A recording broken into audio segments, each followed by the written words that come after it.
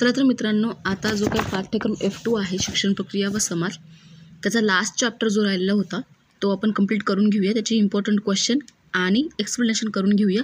म्हणजे हे काय आहे की हा चॅप्टर आणि हे पुस्तक परत संपलं जाईल. म्हणजे एक एक कन्सेप्ट जी काय आहे ती क्लिअर होत चालली आहे आणि एक सब्जेक्ट जो आहे तो कंप्लीट होत चालला आहे. ठीक आहे. मग यामध्ये काय दिलेलं असेल त्यांनी माहिती आहे. सामाजिक संदर्भ म्हणजे पहिली गोष्ट समाज काय काय समाज येतो, सोसायटी येते, कुटुंब व्यवस्था येते. ठीक आहे. ह्या ज्या काही गोष्टी आहे ह्या चॅप्टरमध्ये आहे. मग प्रास्ताविकमध्ये सांगितलं आहे की कुटुंब व्यवस्था आणि शिक्षण म्हणजे काय. आपल्याला माहिती आहे की कुटुंब व्यवस्था म्हणजे काय की कुटुंब ही एक सामाजिक संस्था आहे हे आपल्याला माहिती आहे. मग बालकाचे शिक्षण मिळण्याची प्रथम संस्था म्हणजे काय आहे, कुटुंब आहे. ठीक आहे. समाजानुरूप व्यक्तीला घडवण्याची क्रिया हे समाजीकरण होय. हे समाजीकरण विविध संस्थांच्या मार्फत होण्याची क्रिया सातत्याने चालत असते. त्यातलं पहिलं जे इम्पॉर्टंट आहे ती म्हणजे कुटुंब ही आपली सगळ्यात पहिली समाजानुरूप काय आहे, संस्था आहे. ठीक आहे. मग अनौपचारिकरित्या किंवा औपचारिकरित्या शिक्षण सुरू असताना देखील व्यक्तीचे अनौपचारिक शिक्षण निरंतरच सुरू होत असते. ठीक आहे. या मिळणाऱ्या अनुभवातून व्यक्तीच्या विचारात व आचारात परिवर्तन होताना दिसते. अनौपचारिक शिक्षण देणाऱ्या ज्या संस्था आहेत त्यातील सर्वात महत्त्वाची व पहिली संस्था म्हणजे कुटुंब आहे. मग या संस्थेचा आपण अभ्यास करूया. मग कुटुंब म्हणजे काय की कुटुंबाचे कार्य काय आहे किंवा मग कुटुंबामध्ये त्याचं शैक्षणिक योगदान काय आहे. ठीक आहे. तर पुढे कुटुंबाच्या भरपूर काही डेफिनेशन त्यांनी दिलेले आहे. डेफिनेशन सांगणाऱ्यांचे नाव आपल्याला माहीत आहे. ब्राऊन आहे, टॅक्सल अँड मेरिल आहे, किंबल यंग आहे, मॅक आयरन व पेज आहे, मॅक आयरन किंबल यंग. ठीक आहे. ह्या ज्या आहे इंग्लिशमध्ये सांगितले आहे आणि मराठीत त्याचं एक्सप्लेनेशन दिलेलं आहे. तर तुम्हाला जी सोपी वाटेल ती तुम्ही लिहायची आहे. सगळ्यात सोपी आपण बघितलेली आहे की कुटुंब म्हणजे काय की बालकाचे शिक्षण मिळण्याची प्रथम संस्था म्हणजे कुटुंब. हे जरी लिहिलं तरी चालतंय. किंवा मग ज्या सामाजिक समूहात एक किंवा अधिक पुरुष किंवा एक किंवा अधिक महिला अगर दत्तक घेतलेल्या किंवा आपल्या मुलांसह बाल्यावस्थेत असेपर्यंत एकाच घरात राहत असतात त्या समूहाला काय म्हणायचं, कुटुंब म्हणायचं. ठीक आहे. पुढे आहे की परस्पर संबंधातून परस्पर प्रतिक्रिया घडविणाऱ्या व्यक्तींचा समूह म्हणजे कुटुंब होय. कुटुंब ही मानवाच्या दैनंदिन गरजांची पूर्तता करणारी निसर्गनिर्मित संस्था आहे. वरील या ज्या काही व्याख्या आहे त्यावरून असं लक्षात येईल की कुटुंब हा एक प्राथमिक स्वरूपातील छोटा गट आहे. शिक्षण म्हणजे स्त्री व पुरुष त्यांची मुले ही त्यांची सदस्य असतात. आजी आजोबा व कुटुंबातील मुख्य सदस्यावर अवलंबून असणाऱ्या सदस्यांचाही समावेश यामध्ये होत असतो. मग कुटुंब हा एक सामाजिक समूहापेक्षा छोट्या आकाराने असतो. सामाजिक समूहात व्यक्ती विवाह बंधनाने प्रामुख्याने एकत्र आलेले दिसतात. कुटुंबातील प्रत्येक सदस्यामध्ये आपुलकीचे नाते असते, आपुलकीची भावना असते, एकमेकांमध्ये रक्ताचे नाते असते. छोटे असो किंवा मोठे असो, संयुक्त असो, विभक्त असो, असे भरपूर कुटुंबाचे जे काय आहे प्रकार आपल्याला भारतीय परंपरेत दिसून येतात. ठीक आहे. मग शिक्षणामध्ये कुटुंब व्यवस्था महत्त्वाची आहे. कुटुंब व्यवस्थेमध्ये आई ही महत्त्वाची आहे. ठीक आहे. तर बालकाची पहिली शाळा कुटुंबाच्या वातावरणातच होत असते हे आपल्याला माहिती. मग यापैकी कोणतीही एक डेफिनेशन इम्पॉर्टंट आहे विचारली जाऊ शकतात. पुढचं म्हणजे ह्या पेजवर तरी काही इम्पॉर्टंट वाटत नाही. कुटुंबाची डेफिनेशन विचारली जाऊ शकतात आणि त्याचं थोडक्यात काहीतरी लिहायला विचारलं जाऊ शकतात. मग भारतीय संस्कृतीप्रमाणे जीवनात 4 उद्दिष्ट असतात. ती म्हणजे धर्म, अर्थ, काम, मोक्ष. यालाच काय म्हणायचं आहे, पुरुषार्थ म्हणायचं. मग याचंच काय आहे, प्रजोत्पादन आपल्याला करायचं आहे. मग पुढे आहे कुटुंबाची कार्य व जबाबदारी आणि कुटुंबाची कार्य आणि जबाबदारीमध्ये काय असायला हवं. मग आता की कुटुंबाची काही कार्य असतात. ठीक आहे. सामाजिक, सांस्कृतिक, मनोरंजनात्मक, आर्थिक आणि शैक्षणिक. कुटुंब आहे म्हणजे फक्त कुटुंब असायला हवं का. मग कुटुंबाने प्रत्येक घरातील कुटुंबातला जो काही व्यक्ती आहे घरातील, काही व्यक्ती शांत असतात, काही चिडचिडे असतात, काहींचा स्वभाव शांत असतो, काही अभ्यास करणारे असतात, काही खूप एंटरटेनमेंट असतात. ठीक आहे. हे जे काय आहे कुटुंबामध्ये डिवाईड झालेले काय आहे व्यक्ती आहे. मग त्यातली त्यांची जी काही कार्य आहे ती पुढे दिली आहे. मग सामाजिक कार्य आहे पहिलं. त्यात परत 4 प्रकार पडतात. प्रजोत्पादन, बालकांचे संगोपन, भावनात्मक एकात्मता, जीवनावश्यक गरजांची पूर्तता. मग प्रजोत्पादन म्हणजे काय की भारतीय संस्कृतीत 4 पुरुषार्थांची चर्चा करण्यात आलेली आहे. अर्थ, धर्म, काम, मोक्ष हे आपण बघितलं आहे. ते म्हणजे देवऋण, ऋषीऋण आणि पितृऋण. यज्ञगणाने काय होतं की देवऋण, ज्ञानार्जनाने ऋषीगण व प्रजोत्पादनाचे पितृऋण फेडता येते. समाजाचे सातत्य व अस्तित्व टिकविण्यासाठी प्रजोत्पादन आवश्यक असते. हे कार्य करण्यासाठी कुटुंब आवश्यक मानले जाते. पुढे आहे बालकांचे संगोपन. मूल जन्माला आल्यापासून संगोपनाची जबाबदारी सर्वस्वी पालकांवर असते. यामध्ये आई वडील हे प्रामुख्याने त्याचं संगोपन करत असतं. मग जन्माला आलेले मूल परावलंबी असते. आई वडिलांच्या आधाराशिवाय ते योग्यपणे जगू शकत नाही. त्यामुळे त्यांच्या प्रेमामुळे, वात्सल्यामुळे मुलांचा चांगला विकास होऊ लागतो. मग पुढे आहे भावनात्मक एकात्मता. मग निरपेक्ष प्रेम, जिव्हाळा, स्नेह हा काय कुटुंबाचा पाय आहे. कुटुंबातील सर्व सदस्यांचे एकमेकांबद्दल जिव्हाळ्याचे संबंध असतात. कोणी 4-5 दिवस कुठे बाहेर गेलं तर आपल्याला करमत नाही. म्हणजे ते काय आहे की आई वडील, भाऊ बहीण, पती पत्नी यांचं संबंधाचे जे काय नातं आहे ते प्रेमाचं आणि रक्ताचं असतं. कुटुंबात आई ही आपल्या बाळास प्रेमच नाही तर शिक्षणही देत असते. कुटुंबातील इतर सदस्यही बालकांवर प्रेम करत असतात. मग पुढे आहे जीवनावश्यक गरजांची पूर्तता. मग प्रत्येकास मूलभूत गरजेची पूर्तता करणे सोयीचे असते. ठीक आहे, त्यासाठी अन्न, वस्त्र, निवारा हे या बाबी मिळणे आवश्यक असतात. परंतु त्याहीपेक्षा इम्पॉर्टंट आहे अभ्यास आणि कुटुंब मिळणं. ठीक आहे, मग याशिवाय आरोग्य व शिक्षण गरजांची पूर्ती कुटुंबास करायला लागते. मग स्वतःच्या संरक्षणासाठी किंवा रक्षणासाठी निवारा शोधण्यास कुटुंब प्रमुख पुढाकार घेत असतो. पुढे आहे सांस्कृतिक कार्य. सांस्कृतिक कार्यामध्ये काय आहे की समाजातील व्यक्ती आपापल्या कुटुंबात राहून स्वतंत्र कार्य करीत असतात हे आपल्याला माहिती आहे. एका पिढीकडून दुसऱ्या पिढीकडे सांस्कृतिक वारसा, चांगल्या परंपरा पोहोचण्याचे कार्य कुटुंब हे करत असतं. मग पुढे आहे मनोरंजनात्मक कार्य. मग कुटुंब प्रमुख व सदस्य उदरनिर्वाह बाहेर सायंकाळी ते आपल्या घराकडे परत जाताना कुटुंब हे व्यक्तीसाठी सुरक्षिततेचे योग्य ठिकाण असते आहे. आर्थिक कार्यामध्ये काय असतं की कुटुंबात आई वडील हे प्रौढ असून ते बाहेर अर्थार्जनासाठी जात असतात. ही आई वडिलांची धडपड त्यांच्या कुटुंबातील न कमवत्या सदस्यांना आरामात जीवन जगण्यासाठी असते. ठीक आहे, अशा प्रकारे हे कार्य आहे. शैक्षणिक कार्य आहे. शिक्षणाची अनौपचारिक कार्यवाहिनी म्हणून कुटुंबाला महत्त्वाचे स्थान आहे. शिक्षण मिळण्याचे जे काही परिणामकारक साधन आहे त्याला कुटुंब मानलं जातं. मग याद्वारे जाणारे शिक्षण अनौपचारिक शिक्षण मानले जाते. ठीक आहे, मग बालक कुटुंबातच अनेक गोष्टी शिकत असतात. व्यक्तिमत्वाचा पाया हा 5 ते 6 वर्षात अधिक रोवला जातो. त्यामुळेच काय म्हणतात ती वडील हे एक नैसर्गिक शिक्षक असून आई ही एक नैसर्गिक परिचारिका असते. ठीक आहे, मग वडील हे नॅचरल गोष्टी शिकवत असतात मुलांना. आई ही घरातल्या जे काही संस्कारिक गोष्टी असतात त्या शिकवत असतात. ठीक आहे, त्याचे पुढील प्रकार घडलेले आहेत ते आहे सामाजिकरण, प्रत्यक्ष आंतरक्रिया, नागरिक गुणांचा विकास, धार्मिक व नैतिक संस्कार, व्यावसायिक मार्गदर्शन, बालकाचा विकास, पूरक कार्य. मग सामाजिकरणामध्ये काय होतं की मुलाचा सामाजिक विकास होण्यासाठी कुटुंबात लोकशाही वातावरण असणे आवश्यक आहे. मग मुलाच्या सामाजिकीकरणाला कुटुंबात प्रथम सुरुवात होते. मग त्यांच्या आवडीनिवडी, आशा आकांक्षा यांच्या कुवतीनुसार विकासाच्याकडे मुलाकडे लक्ष दिले पाहिजे. मग ती कुटुंबातच शिस्त हवी, पण ती स्वयंशिस्तही असायला हवी. ठीक आहे, मग प्रत्यक्ष आंतरक्रियामध्ये काय होतं की बालक जन्माला आल्यावर त्याचा संबंध सर्वप्रथम कुटुंबाशी येतो. नंतर त्याला समजायला लागल्यानंतर कुटुंबातील इतर सदस्यांशी त्याचा संबंध येतो. पहिले आई वडील, नंतर बाकीच्या गोष्टींशी त्याचा संबंध येत असतो. मग कुटुंबातील आंतरक्रियेद्वारे मुलाला कुटुंब बाहेरचा, शेजारचा परिसर व व्यक्ती त्यांचा अनुभव मिळायला सुरुवात होते. पुढे आहे नागरिक गुणांचा विकास. बालकाच्या व्यक्तिमत्व विकास कुटुंबातच होत असतो हे आपल्याला माहिती आहे. मग लोकशाही शासन प्रणालीनुसार तिचे यश देशातील सुज्ञ नागरिकावर अवलंबून असते. मग ती सुज्ञ नागरिक बनवण्याची जी काही सुरुवात आहे ती कुटुंबातूनच घडायला हवी. पुढे आहे धार्मिक व नैतिक संस्कार. व्यक्ती तितक्या प्रकृती अशी एक म्हण आहे आपल्याला माहिती आहे. म्हणून धार्मिक बाब विचारात घेतली तर असे दिसते की कुटुंब व त्यातील सभासद कोणत्या ना कोणत्या धर्माचे अनुसरण करत असतात. मग त्यांचे नीती नियमांचे पालन करत असतात. मग त्यांची सद्गुण, सदाचारी व चारित्र्यवान होण्यासाठी प्रयत्नशील बनवायला हवं. बालकांना वडिलांनी त्याचं तसं बनवायला हवं. ठीक आहे, मग व्यावसायिक मार्गदर्शन.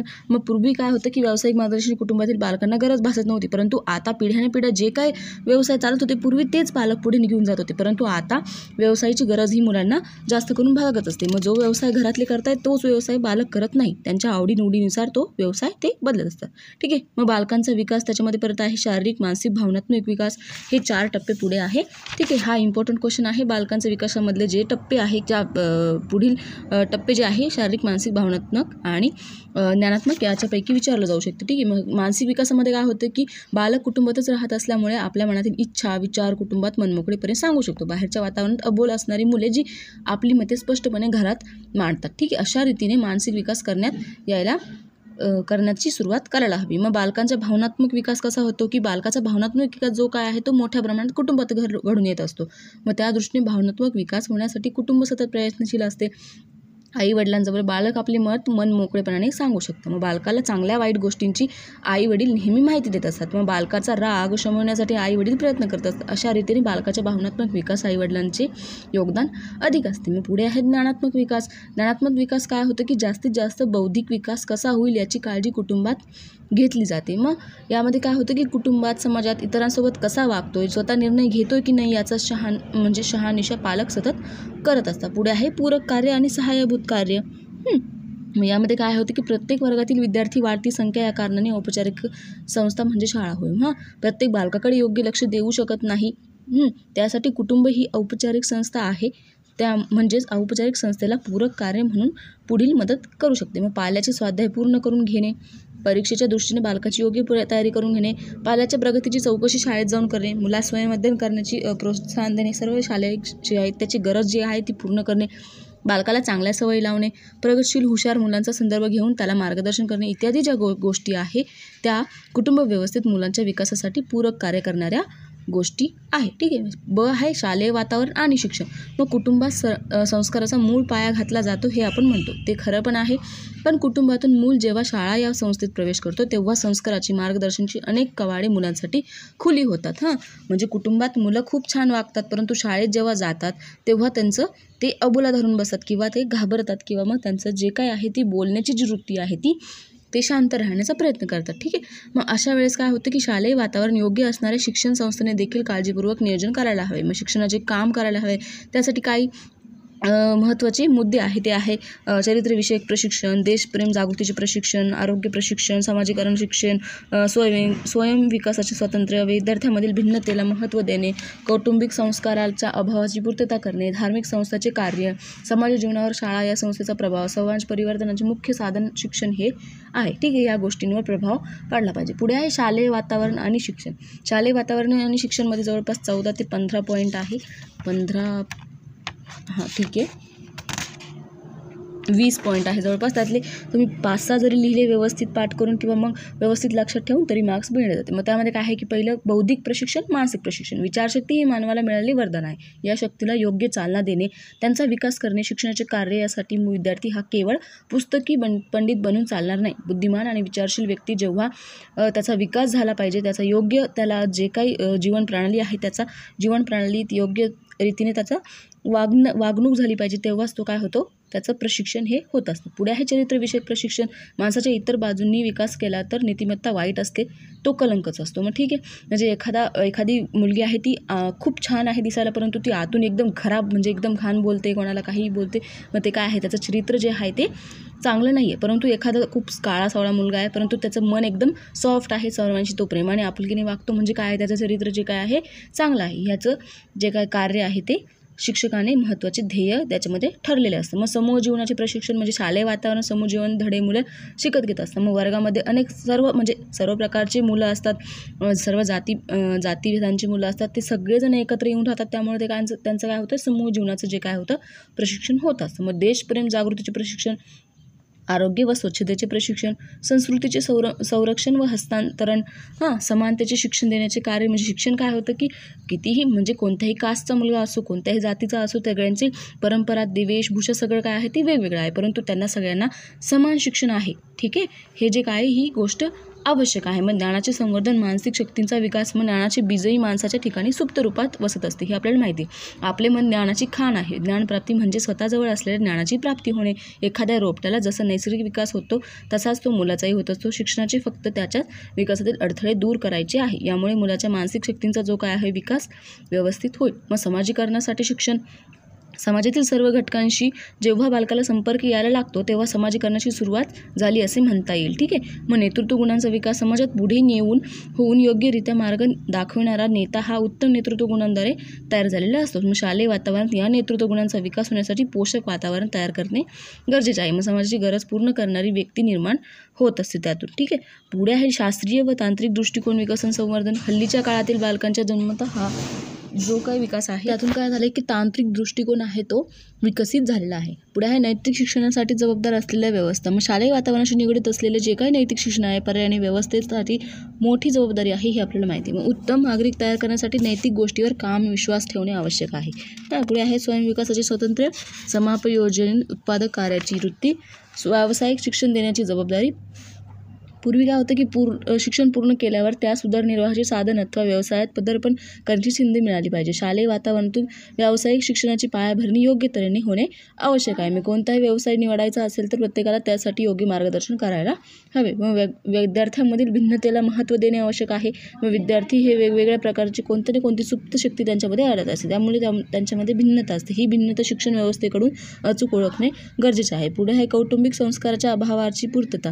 मग शालेय वातावरण जीवनातील संस्कार जे आहे कुटुंबातील मिळणाऱ्या संस्कारापेक्षा वेगळे असायला हवे. प्रत्येकाला कुटुंब व्यवस्थेत सारखे संस्काराचे बाळकडून मिळत नाही हे ओळखून शालेय वातावरण समानतेला प्रमुख मानून संस्कार करणे आवश्यक आहे. धार्मिक संस्काराचे कार्य विविध धर्मपरंपरेतून उत्तम नैतिकतेचे शिक्षण देता येते. त्याचा संदर्भ लक्षात घेऊन ह्या संस्काराचे कार्य नकळत केले पाहिजे. यात विविधता असायला हवी. धर्मपरंपरेतून चांगल्या गोष्टी मुले शिकत असतात. वाईट प्रवृत्तीपासून दूर कसे राहील याचा उपयोग करायला पाहिजे. पुढे आहे शाळा या संस्थेचा समाज जीवनावर असलेला प्रभाव. समाज परिवर्तनाची मुख्य साधन शाळा आहे हे आपल्याला माहिती. कोणताही अपेक्षित बदल करायचा असेल तर शाळा ही संस्था महत्त्वाची ठरते. मग छोट्या समाजाचे स्वीकारलेले की समाजात परिवर्तन घडेल म्हणायला हवे. म्हणून शिक्षण समाज परिवर्तन घडवून न आणू शकतो. ठीक आहे. त्या प्रकारचे वातावरण मात्र कुटुंब व शाळा स्तरावर निर्माण व्हायला हवे. वरील सर्व मुद्द्यावरून आपल्या अशा लक्षात आले की शिक्षण प्रक्रिया परिणामकारक होण्यास मदत होईल. परिणामी अपेक्षित समाज परिवर्तन होण्यास अनुकूल वातावरण समाजात तयार होईल. कधी जेव्हा हे सगळे पॉईंट विद्यार्थ्यांमध्ये आपण राबवू शकतो. ठीक आहे. पुढे आहे क भारतीय समाजाच्या विकासात आणि त्यावर मात करण्यासाठी शिक्षणाची भूमिका. शाळा हे एक समाज परिवर्तनाचे साधन आहे. शाळेमध्ये बालके शिकण्यासाठी जातात हे आपल्याला माहिती आहे. तेथे त्यांना वेगवेगळ्या प्रकारची शिक्षण व्यवस्था देण्यात येते. शाळेत वर्गखोल्यात देखील वातावरण योग्य असल्यामुळे मुले प्रसन्न मनाने शिक्षण घेत असतात. या संदर्भात भारताने आपल्या अहवालात प्रथमतः पुढील काही पॉईंट मानलेले आहे. मग ते काय म्हणते की भारताचे भवितव्य शालेय वर्गातूनच घडविले जाते. Destiny of India is being shaped in her class room. ठीक आहे. मग त्यामुळे भारताचे भविष्य अथवा भाग्य घडवण्यासाठी पाठ्यपुस्तके, अध्ययन पद्धती, शिक्षण शिबिरं यांच्यातून महत्त्वातून भविष्याचा भारत घडविणे आवश्यक आहे. ठीक आहे. मग शाळेमुळे समाजात परिवर्तन घडून येते. म्हणूनच शाळेत नवी पिढीला योग्य मार्गदर्शन मिळवले पाहिजे. त्यासाठी किती पॉईंट आहे? 10 पॉईंट दिलेले आहे. मग शाळा विज्ञान तंत्रविज्ञान यांकडे लक्ष देणे पाहिजे. समाजात आवश्यकता भासेल अशा स्वरूपाचा अभ्यासक्रम तयार करायला पाहिजे.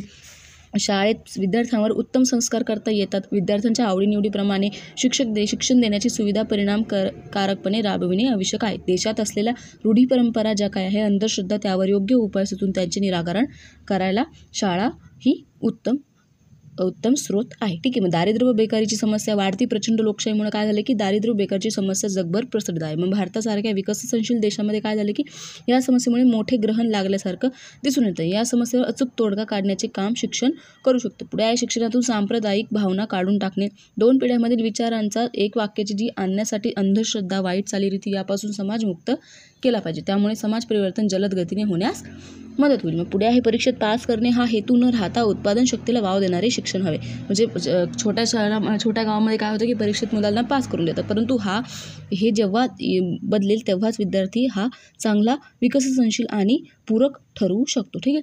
शाळा समाजाची छोटी प्रतिकृती होय. मग जॉन डुईच्या मतानुसार काय झाले की काय म्हणतो जॉन डुई की समाजाचा एक महत्त्वाचा घटक म्हणून आपली प्रतिमा शाळा ही बनवणे गरजेचे आहे. या शालेय वातावरणात बालकाला ज्ञान मिळते. बालके समाजाचा घटक असल्यामुळे पर्यायाने समाजालाच शालेय शिक्षण घेण्याची संधी मिळते. यामुळे बालकाची सामाजिक कार्यक्षमता जी आहे ती विकसित होत लागते. याचाच फायदा भविष्यात संपूर्ण समाजाला होत असतो. पुढे आहे शाळा आणि समाज दोन्ही घटकांची समान पातळीवरील लक्षणे दिसून येतात. मग शाळा आणि समाज दोन्ही घटकांमध्ये एकमेकांच्या गरजा जे काय आहे ते पूर्ण कराव्या लागतात. दोघांची लक्षणे समान दिसतात. आपल्या गरजा आणि संरक्षण यासाठी समाजाची निर्मिती करायला हवी. मग विद्यार्थ्यांच्या सुप्त शक्तींचा शोध व मार्गदर्शन. मग काही विद्यार्थ्यांना अभ्यास करायला आवडतो, परंतु काहींना त्यासोबत चित्रे काढणे, गाणे रंगवणे किंवा मग जे काय आहे चित्र काढणं, गाणं बोलणं, डान्स करणे या गोष्टींचा जो आहे तो सुप्त गोष्टी शिक्षकांनी ओळखून त्यांच्या कलांना वाव द्यायला हवा. ठीक आहे. मग पुढचा इम्पॉर्टंट पॉईंट आहे की वंचित घटकाचे संरक्षण. वंचित म्हणजे नेमकं काय की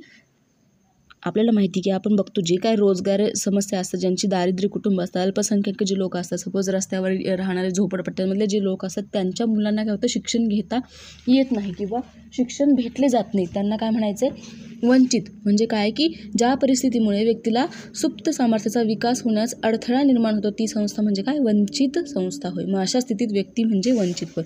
मग प्रगत देशात समाजातही हा वंचित दुर्बल गट आहे हे आपल्याला माहिती आहे.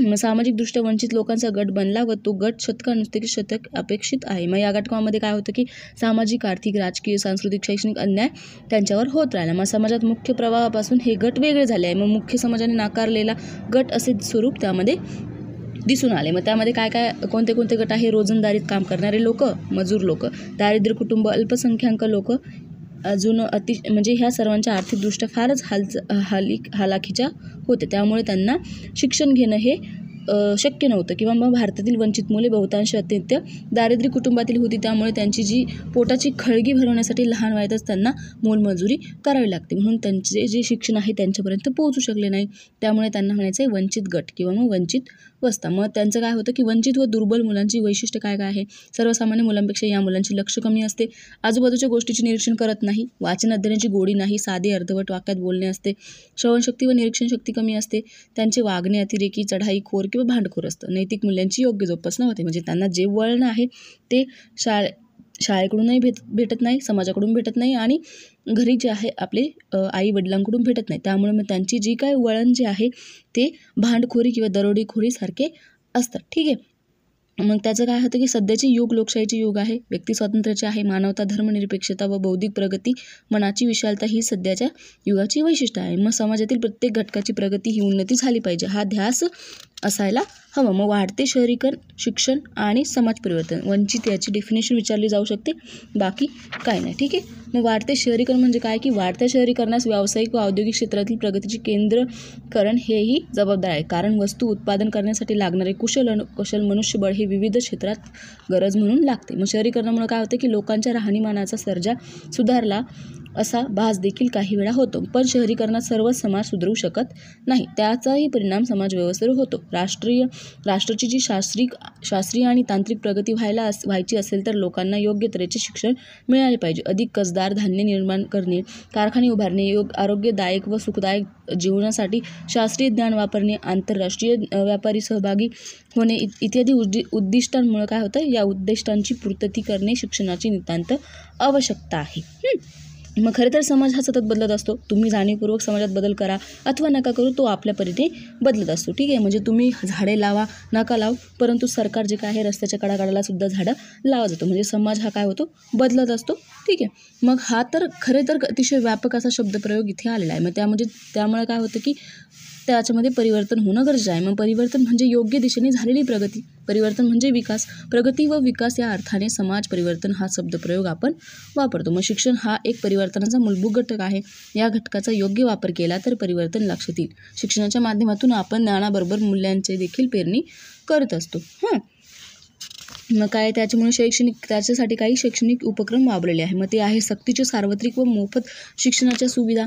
मग भारताच्या राज्यघटनेत 45व्या कलमानुसार काय झाले की सक्तीचे सार्वत्रिक व मोफत शिक्षणाची जबाबदारी शासनाकडून उचलती जात आहे, याची पूर्ती करण्यासाठी विविध स्तरांवर आजही प्रयत्न केला जातो. पुढे आहे समाज शिक्षण उपक्रम, अनौपचारिक शिक्षणाची सुविधा, निरंतर शिक्षणाच्या सुविधा म्हणजे व्यवसाय अथवा नोकरी करणाऱ्या व्यक्तीला त्यांच्या आवडत्या क्षेत्रात अधिक प्रगती करण्यासाठी अशा रूपाच्या ज्या सुविधा उपलब्ध झालेल्या आहे, आपल्या सोयीप्रमाणे वेळेप्रमाणे शिक्षण घेता येईल अशी संस्था निर्माण झालेली आहे. मग समूह संपर्क प्रक्षेपणातून शिक्षणाच्या सुविधा, रेडिओ जे आहे, चित्रपट, दूरदर्शन यावरून आपली जी काही जनजागृती करण्याचे प्रयत्न चालू आहे. याशिवाय आंतरजाल म्हणजे इंटरनेट याचा प्रभावी व परिणामकारक उपयोग समाज करत आहे. मग वंचित मुलांच्या शिक्षणासाठी सुविधा, संतुलित विकासासाठी नियोजन म्हणजे पंचवार्षिक योजनांचा विस्तार करता शिक्षणाच्या नियोजनामध्ये योग्य विचाराची आर्थिक तरतूद होणे आवश्यक आहे. मग सामाजिक प्रश्नांची सोडवणूक, जे काही समाजाचे प्रश्न आहे, समस्या आहे त्यावर अचूक निदान शिक्षणाने करता आले पाहिजे. आर्थिक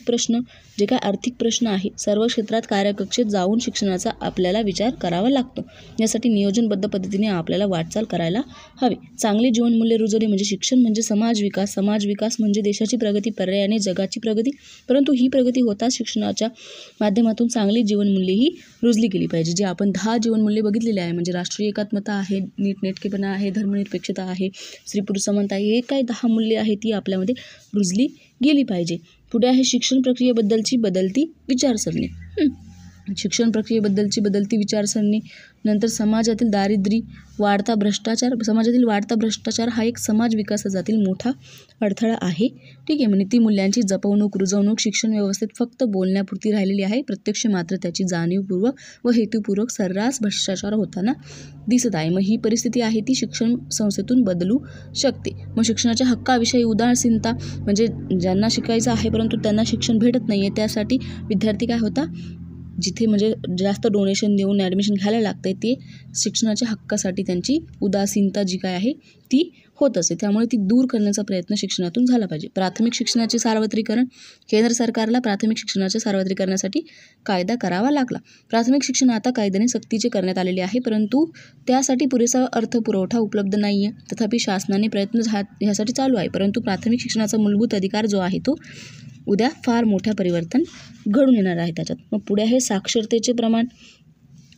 अनेक मोठे प्रयत्न करूनही साक्षरतेच्या प्रमाणात अपेक्षित वाढ होताना दिसून येत नाही. कोणत्याही देशात आर्थिक क्षेत्रात उड्डाण घ्यायचे असेल तर त्या देशातील साक्षरता किमान 70% पुढे गेली पाहिजे. सगळ्यात साक्षर देश जो आहे, सगळ्यात भारतातील सगळ्यात साक्षर राज्य आहे ते केरळ आहे. ठीक आहे, केरळमध्ये सगळे लोक शिकलेले आहे, परंतु त्यांना इंडस्ट्री एरिया नाही आहे, जॉब भेटत नाही, म्हणून तिथे सुसाईडचं जे प्रमाण आहे ते सुद्धा खूप जास्त प्रमाणात आहे. त्यामुळे काय होतं की प्रत्येकजण साक्षर झाला पाहिजे आणि त्याला जॉबही भेटला पाहिजे, नोकरीची संधी लाभली पाहिजे. ही जी आहे ती सगळ्या ज्या उपलब्धता आहे ह्या शिक्षणातून करायला गेल्या पाहिजे. ठीक आहे, मग यावरील सर्व प्रकारच्या चर्चेतून भारतीय समाजाच्या विकासासाठी शिक्षणाची भूमिका ही समस्या सोडवण्यासाठी शिक्षणच योग्य प्रकारचे कार्य आहे हे स्पष्ट होते. ठीक आहे, अशा प्रकारे 4था चॅप्टर होता तो संपलेला आहे आणि ह्या विषयाचा जो काय आहे लास्ट चॅप्टर होता, या विषय आपला कव्हर झालेला आहे. पुढे आहे स्वाध्याय. दीर्घोत्तरी, लघुत्तरी, वस्तुनिष्ठ प्रश्न मी तुम्हाला सांगितलेला आहे. इम्पॉर्टंट म्हणजे काय, कुटुंबाची डेफिनेशन येऊ शकते 1 मार्काला आणि वंचित याची डेफिनेशन विचारली जाऊ शकते 1 मार्काला. कुटुंबाची भूमिका स्पष्ट करायला विचारली जाऊ शकते आणि वैशिष्ट्य विचारले जाऊ शकतात. पुढे आहे वंचित घटकाचे शिक्षण परिणामकारक कसे करता येईल हा पण विचारला जाऊ शकतो. इम्पॉर्टंट एवढा आहे, कुटुंब व्यवस्था, त्याची वैशिष्ट्य आणि कार्य सविस्तर लिहा. ठीक आहे, आणि वंचितवर 1-2 क्वेश्चन 2-1 मार्क्सचा क्वेश्चन विचारला जाऊ शकतो. तर अशा प्रकारे हा लास्ट चॅप्टर होता तो कवर झालेला आहे. पुढचं मी ट्राय करेल की प्रोफिशियन्सी ऑफ इंग्लिश आणि पॅडागॉजी ऑफ इंग्लिश जी आहे ती घ्यायचा.